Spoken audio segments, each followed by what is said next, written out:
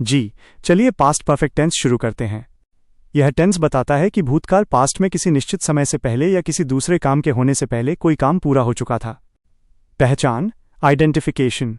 हिंदी वाक्यों के अंत में चुका था, चुकी थी, चुके थे या आ था, ई थी, ये थे आता है। जैसे वो जा चुका था, मैंने खा लिया था। सकारात्मक वाक्य, पॉजिटिव सेंटेंसेस।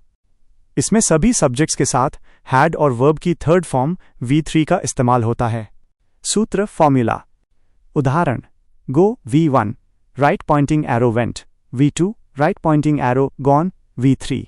ईट V1 right pointing arrow ate, V2 right pointing arrow eaten, V3। See V1 right pointing arrow saw, V2 right pointing arrow seen, V3। 15 उदाहरण examples. 1. I had reached the station. मैं station पहुंच चुका था।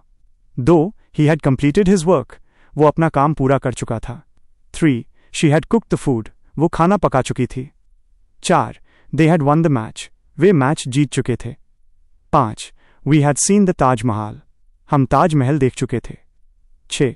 The train had left before I reached. मेरे पहुंचने से पहले train जा चुकी थी। 7. I had already heard this news.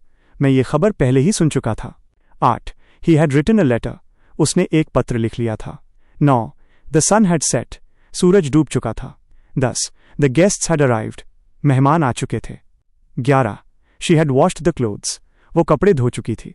12. I had met him before. मैं उससे पहले मिल चुका था। 13. The police had caught the thief. Police चोर को पकड़ चुकी थी। Catch caught caught. 14. We had finished our lunch. हम अपना दोपहर का खाना खा चुके थे। 15. The patient had died before the doctor came. Doctor के आने से पहले मरीज मर चुका था। एक जरूरी नियम, डबल एक्शन। पास्ट परफेक्ट में अक्सर दो काम होते हैं, जैसे उदाहरण 15 में। जो काम पहले हुआ उसमें हैड जोड़ V3 लगता है। जो काम बाद में हुआ उसमें पास्ट इंडेफिनिट V2 लगता है।